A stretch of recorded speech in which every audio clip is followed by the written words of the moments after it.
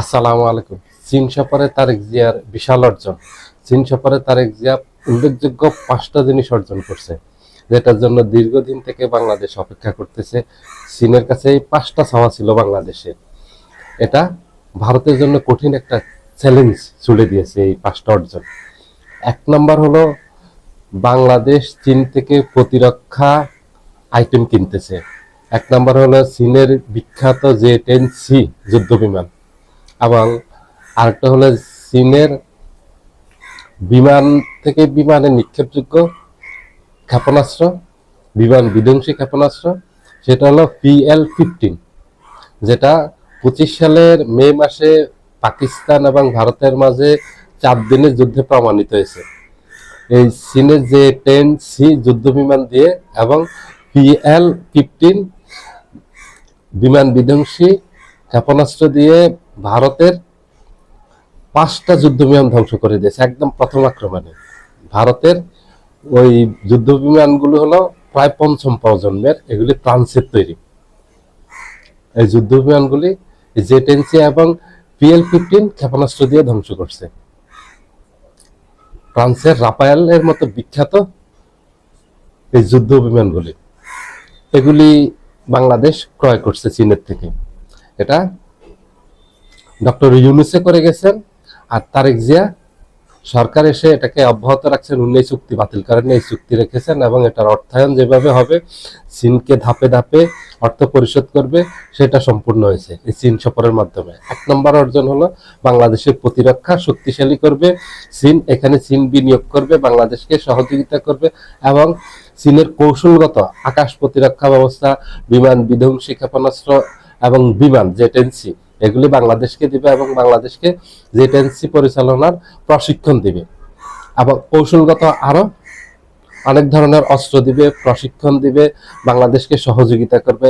এই একটা চুক্তি হয়েছে প্রতিরক্ষা, যেটা আমাদের খুবই প্রয়োজন ছিল। আমাদের প্রতিরক্ষা খুবই দুর্বল। একটা স্বাধীন দেশের প্রতিরক্ষা যদি আধুনিক যুগে এত দুর্বল হয়, তাহলে ওই দেশটা স্বাধীনভাবে বর্তমান বিশ্বে টিকে থাকতে পারবে না। দেখেন, ইরানের যদি নিজস্ব সামরিক শক্তি যদি না থাকতো ব্যাপক, ইরানের যে ব্যাপক ব্যালিস্টিক ক্ষেপণাস্ত্র বিধ্বংসী এবং খুব ধ্বংসাত্মক এবং আকাশ প্রতিরক্ষা ব্যবস্থা ছিল, ইরানের যে বিখ্যাত শাহেদ সুইসাইডাল ড্রোন ছিল, ক্রুজ মিসাইল ছিল, যেগুলি দিয়ে আমেরিকা এবং ইসরায়েলের মতো শক্তিকে পরাজিত করছে। ইরানের এই সক্ষমতা না থাকলে আমেরিকা এবং ইসরায়েলের লক্ষ্যই ছিল ইরানকে দখল করে নেয়া। 1 সপ্তাহের ভিতরে ইরান দখল করে নিত। ফেব্রুয়ারির 28 তারিখে আমেরিকা ইসরায়েল যৌথভাবে ইরানে আক্রমণ করার মূল উদ্দেশ্য ছিল ইরানকে দখল করা, এবং দখল করে তারা সেখানে শাসন করবে, তাদের সেখানে সামরিক ঘাঁটি করবে, তারা সেখানে ইরানকে পরিচালনা করবে। এক কথা হলো ইরানের মালিকানা তারা নিয়ে নেয়া। সেটা সম্ভব হয়নি। ইরানের সামরিক সক্ষমতা ছিল খুবই শক্তিশালী, যেটা ডোনাল্ড ট্রাম্প নিজেও স্বীকার করছেন, যে ইরানের এত সামরিক শক্তি অর্জন করছে, ভিতরে এটা তাকে বিস্মিত করছে। এবং ইরান যে পাল্টা আক্রমণ করছে, পাল্টা আক্রমণেও বিস্মিত হয়েছে এবং ব্যাপক বিধ্বংসী আক্রমণ করছে। ইরান টিকে থাকতে পারতো না যদি তার সামরিক সক্ষমতা থাকতো। ইরানের একদম এই প্রমাণটা, জ্বলন্ত প্রমাণ নিয়ে আসলাম এই জন্য। স্বাধীন ভাবে একটা দেশ টিকে থাকতে হলে আধুনিক যুগে তার যদি প্রতিরক্ষা যদি শক্তিশালী না হয়, তাহলে এই বিশ্বে টিকে থাকা খুবই কঠিন, তার স্বাধীনতা সার্বভৌমত্ব থাকবে না। আমাদের এটা প্রয়োজন ছিল, আমাদের না খেয়ে হলো এই প্রতিরক্ষা শিল্পে বিনিয়োগ করা প্রয়োজন, আমাদের স্বাধীনতা সার্বভৌমত্বের সাথে। আমাদের রাজনৈতিক অনেক বিভেদ থাকবে, বিভক্তি থাকবে, কিন্তু যদি দেশে না থাকে তাহলে আর তো রাজনীতিও থাকবে না, বিভক্তিও থাকবে না, বিভেদও থাকবে না, দেশই থাকবে না। আমাদের স্বাধীনতার জন্য, সার্বভৌমত্বের জন্য, রক্ষার জন্য আমাদের এই প্রতিরক্ষা শিল্প শক্তিশালী করতে হবে। দ্বিতীয় যে অর্জনটা হয়েছে সেটা হলো তিস্তা মহাপরিকল্পনা, যেটা দীর্ঘদিন থেকে চীনও চেয়েছিল, যে তিস্তা মহাপরিকল্পনা চীন বাস্তবায়ন করবে। এখানে চীন অর্থায়ন করবে, চীন বাংলাদেশকে ঋণ দিবে, চীনের ঋণেই এটা চীন তৈরি করে দিবে, বাংলাদেশ কিস্তিতে তাদের এই ঋণ পরিশোধ করবে। সেই চুক্তি স্বাক্ষরিত হয়েছে। কারণ তিস্তা মহাপরিকল্পনা যদি বাস্তবায়ন হয়, তাহলে উত্তরবঙ্গের প্রায় 3 কোটির মতো মানুষ জীবন জীবিকা ওখানে তৈরি হবে, এবং বিশাল ওখানে একটা মেগা সিটি তৈরি করবে চীন এই তিস্তা পরিকল্পনা বাস্তবায়নের মাধ্যমে সেখানে। এবং এখানে যে এই দীর্ঘদিন থেকে ভারত পানি এই নদীগুলির তিস্তা নদীর মুখে বাদ দেওয়ার কারণে পুরো উত্তরবঙ্গ মরুভূমিতে পরিণত হয়েছে। উত্তরবঙ্গ শুষ্ক মৌসুমে সেচের অভাবে সেখানে বহুত উৎপাদন ব্যাহত হয়। সেখানে লক্ষ লক্ষ টন এই যে আমাদের যে খাদ্য ঘাটতি আছে, ধান, গম, ভুট্টা এগুলো উৎপাদন করতে পারে, শুধু পানির অভাবে করতে পারে না। এই পানিটা ওই নদীগুলির মুখে বাদ দিয়ে রেখেছে ভারত।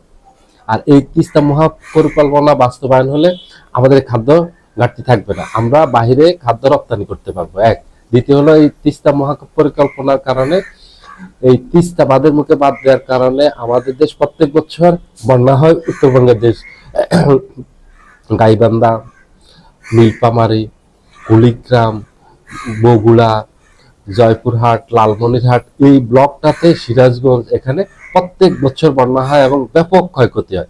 প্রত্যেক বছর 40,000 কোটি টাকার আমাদের দেশে এখানে ক্ষতি হচ্ছে শুধু ভারতের কারণে। এই তিস্তা মহাপরিকল্পনা বাস্তবায়ন হলে আমাদের প্রতি বছর 40,000 কোটি টাকা শুধু এখানে সেভ হয়ে যাবে। এক, দ্বিতীয় হলো এখানে আমাদের উৎপাদন বেড়ে যাবে। আমাদের এখান থেকে শুধু প্রত্যেক বছর $1,00,00,000 শুধু এখান থেকে আয় হবে তিস্তা মহাপরিকল্পনা যদি বাস্তবায়ন হয়। সেটা চুক্তি স্বাক্ষর হয়েছে, সেটা এতদিন ভারতের কারণে করতে পারেনি।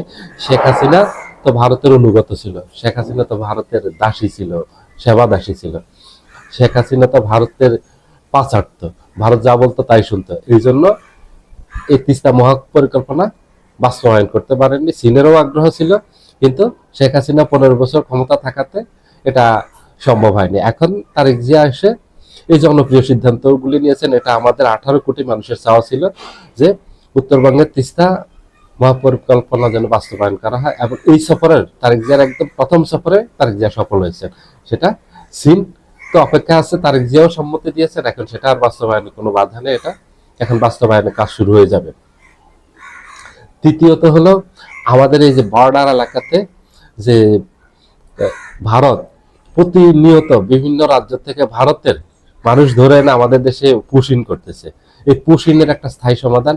এবং ভারত প্রতিনিয়ত বর্ডারে যে আমাদের নাগরিকদেরকে হত্যা করতেছে, এগুলি বহুবার প্রতিবাদ করা হয়েছে। ভারতের দিল্লিতে বহু বৈঠক হয়েছে, কিন্তু ভারত এগুলি বন্ধ করেনি, পুশিনও বন্ধ করেনি। এবং ভারত সীমান্ত হত্যাও বন্ধ করেনি, এবং অবৈধভাবে বাংলাদেশের ভূমিতে এসে ভারত ব্যারিকেড দেওয়ার চেষ্টা করে, যেগুলি আপনারা দেখেছেন যে বিডিআর সবসময় বাধা দিয়ে আসছে। বিডিআর এর বাধার মুখে তারা আবার পিছু হটে। বাংলাদেশকে যে বারবার বিভিন্নভাবে ক্ষতিগ্রস্ত করা, বিরক্ত করা, সার্বক্ষণিক বাংলাদেশের সাথে শত্রুতা করা, এগুলি বন্ধ হবে। চীনের মাধ্যমে বাংলাদেশ এবং ভারতে যে 4,500 কিলোমিটার বর্ডার আছে, এই বর্ডারটা এখানে তার কাটার বেড়া দিবে চীনের মাধ্যমে। এটা আমরাও খুশি। ভারতের সাথে তখন আর ভারত পুশিন করতে পারবে না, সীমান্ত হত্যা বন্ধ করতে তখন ভারত বাধ্য হবে। এখন আমাদের যেহেতু সীমান্তে তার কাটার বেড়া নেই, এবং তার কাটার বেড়ার সাথে সাথে সীমান্ত সড়ক তৈরি করবে, যেখানে আমাদের দেশের নিরাপত্তার জন্য সার্বক্ষণিক টহলে বিজিবি সহ অন্যান্য বাহিনী থাকতে পারবে। এটা হলো আমাদের তৃতীয় অর্জন। চতুর্থ অর্জন হলো চীন তো টাকার উপর, ডলারের উপর ভাসতেছে। এটা তো একদম প্রশান্ত মহাসাগরের মতো হয়ে গেছে। চীনের অর্থনীতি এত বিশাল। চীন চীন পৃথিবীর 1 নম্বর বৃহত্তম অর্থনীতির দেশ বর্তমানে। এটা হয়তো অনেকে জানে না, অনেকে ভাবেন যে আমেরিকা। না, আমেরিকা এখন আর 1 নম্বর অর্থনীতির দেশ না, এখন হলো 1 নম্বর অর্থনীতির দেশ হলো চীন পৃথিবীতে। চীনের টাকার কোনো অভাব নেই। চীন এখন পৃথিবীব্যাপী বিনিয়োগ করতেছে। তারেক জিয়া সরকার বিনিয়োগের জন্য আলাদা চীনে একটা অফিস করছে। চীনা বিনিয়োগ যেন বাংলাদেশে আসে, চীনা বিনিয়োগ বাংলাদেশে আসলে বাংলাদেশে প্রচুর কর্মসংস্থান হবে।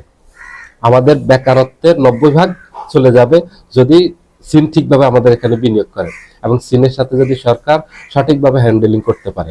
আশা রাখি পারবে, যেহেতু ব্যতিক্রমী একটা উদ্যোগ নিয়েছে তারেক জিয়া, যে চীনে একটা অফিসে খুলছে আলাদাভাবে। এটা শুধু বিনিয়োগের জন্য বাংলাদেশে চীনকে কি কি করতে হবে, এই কাজগুলো যেন দ্রুততার সাথে করতে পারে, বাংলাদেশে আমলাতান্ত্রিক জটিলতায় যেন এগুলি পিছিয়ে না যায়। দ্রুত এগুলি যেন সম্পূর্ণ হয়, এই বিনিয়োগগুলো যেন করতে পারে বাংলাদেশে, এটা সম্পূর্ণ হয়েছে। বাংলাদেশের সাথে অর্থনৈতিক, চতুর্থ হলো অর্থনৈতিক যে সাপোর্ট দরকার বাংলাদেশের, চীন থেকে ঋণ দিতে, ঋণ প্রয়োজন আমাদের এখন অর্থনীতিকে চাঙ্গা করার জন্য। শেখ হাসিনা তো 15 বছরে বাংলাদেশের অর্থনীতিটা একেবারে খেয়ে এটাকে পোকলা বানিয়ে শেখ হাসিনা ভারতে গিয়ে বসে আছে পালিয়ে।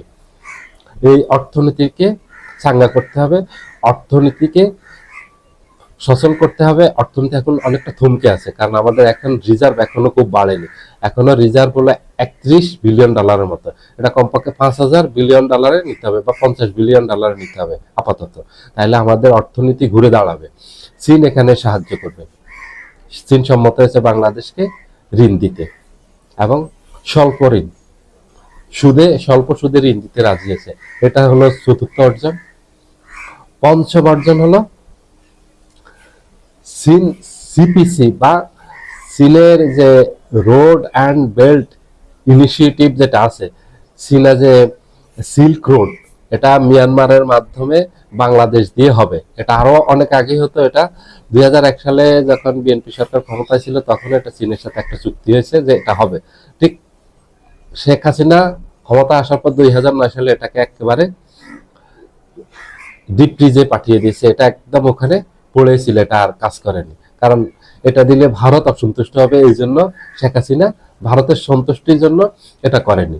এটা করলে আমাদের দেশের উপকৃত হবে, আমাদের দেশে ব্যবসা বাণিজ্য বাড়বে, প্রসারিত হবে খুব দ্রুত, আমাদের দেশে অর্থনৈতিক এবং কর্মসংস্থান এখানে তৈরি হবে। কারণ চীনের সাথে মিয়ানমার দিয়ে বাংলাদেশের সড়ক পথে যোগাযোগ হলে ব্যবসা বাণিজ্য অনেক বেড়ে যাবে।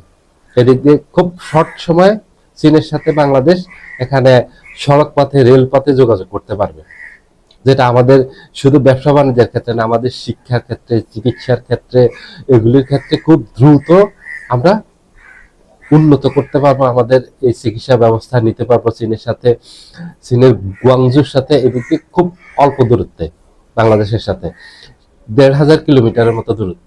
এটা খুব বেশি দূরত্ব না। এখান থেকে যে আমাদের দেশের অনেকেই ভারতে চিকিৎসার জন্য যান চেন্নাইতে, চেন্নাইয়ের দূরত্ব এখান থেকে প্রায় 1800 কিলোমিটার। আর আমাদের চট্টগ্রাম থেকে চীনের গুয়াংজুর দূরত্ব হলো 1500 কিলোমিটার। এটা তো বেশি দূরত্ব না, এখান থেকে চিকিৎসাও নিতে পারবে খুব সহজে বাংলাদেশের মানুষ। চীনের চিকিৎসা একেবারে ওয়ার্ল্ড ক্লাসের, এবং এটা চীনের একটা ব্যবসায়িক হাব এই গুয়াংজু। এই গুয়াংজু ব্যবসায়ী যারা আছেন তারাই সড়ক পথে দেদারসে ব্যবসা করতে পারবে। আমাদের যেমন কর্মসংস্থান হবে, আমাদের তেমনি ব্যবসা বাণিজ্যের পরিধি বাড়বে এবং অর্থনৈতিক উন্নয়ন হবে এটার মাধ্যমে। এই সফরের মাধ্যমে উল্লেখযোগ্য এগুলি আছে, এবং আমাদের দেশের সাথে রাজনৈতিক এবং তথ্য বিনিময়, এই প্রযুক্তিগত তথ্য বিনিময় করবে চীন, এগুলি খুবই গুরুত্বপূর্ণ। আমাদেরকে বিভিন্ন ইনফরমেশন দেবে, আমাদেরকে কি কি আমাদের রাষ্ট্রীয়ভাবে অন্য কেউ শত্রুতা করতেছে কিনা, আক্রমণের চেষ্টা করতেছে কিনা, বাংলাদেশের বিরুদ্ধে ষড়যন্ত্র করা হচ্ছে কিনা, বাংলাদেশকে অস্থিতিশীল করার চেষ্টা করতেছে কিনা, এইসব তথ্য বিনিময় করবে। প্লাস আধুনিক প্রযুক্তি বিনিময় করবে। চীনের প্রযুক্তি কিন্তু খুবই শক্তিশালী এখন কিন্তু যে কোনো প্রযুক্তিতে চীন খুবই শক্তিশালী। চীন বাংলাদেশকে উন্নত রাডার ব্যবস্থা দিবে, চীন বাংলাদেশকে উন্নত চীনের স্যাটেলাইটে প্রবেশ করার সুযোগ দিবে, যেন বাংলাদেশ এই স্যাটেলাইট ব্যবহার করে নিজেদের নিরাপত্তা এবং বিভিন্ন কাজে স্যাটেলাইট ব্যবহার করে, শুধু সামরিক নিরাপত্তা না, নিরাপত্তার ক্ষেত্রে, আবহাওয়ার ক্ষেত্রে, কৃষি উন্নয়নে, মৎস্য উন্নয়নে, সামুদ্রিক গবেষণায়, অনেক ক্ষেত্রে স্যাটেলাইটের ব্যবহার হয়। এই স্যাটেলাইট ব্যবহারের সুযোগ দিবে, যেটা বাংলাদেশের জন্য বিশাল অর্জন। তারেক জিয়ার এই সফরের মাধ্যমে বাংলাদেশ বিশাল অর্জন করছে এবং চাপে পড়ে গেছে ভারত, চ্যালেঞ্জের মুখে ভারত। এটা ভারতের জন্য একটা চ্যালেঞ্জ, এই জন্য ভারত এগুলি চাচ্ছিল না যে বাংলাদেশের সাথে চীনের সুসম্পর্ক হোক। ভারত সবসময় বিরোধিতা করে আসছে, কারণ এখানে চীন এসে গেলে ভারতের দাদাগিরি একদম বন্ধ। চীন এখানে আসলে আশপাশেও, বর্ডারের আশপাশেও ভারতের দাদা বাবুরা আসার সাহস পাবে না। ওই 200-300 মিটার ভিতরে থাকবে, 200-300 মিটার বর্ডার থেকে ভিতরে থাকবে, বাংলাদেশ বর্ডারের কাছে আসারই সাহস পাবে না। এগুলি সব বন্ধ হয়ে যাবে। এই সফর আমাদের জন্য, আমাদের পুরো জাতির জন্য বিশাল এক অর্জন। সবাই ভালো থাকবেন। আল্লাহ হাফিজ।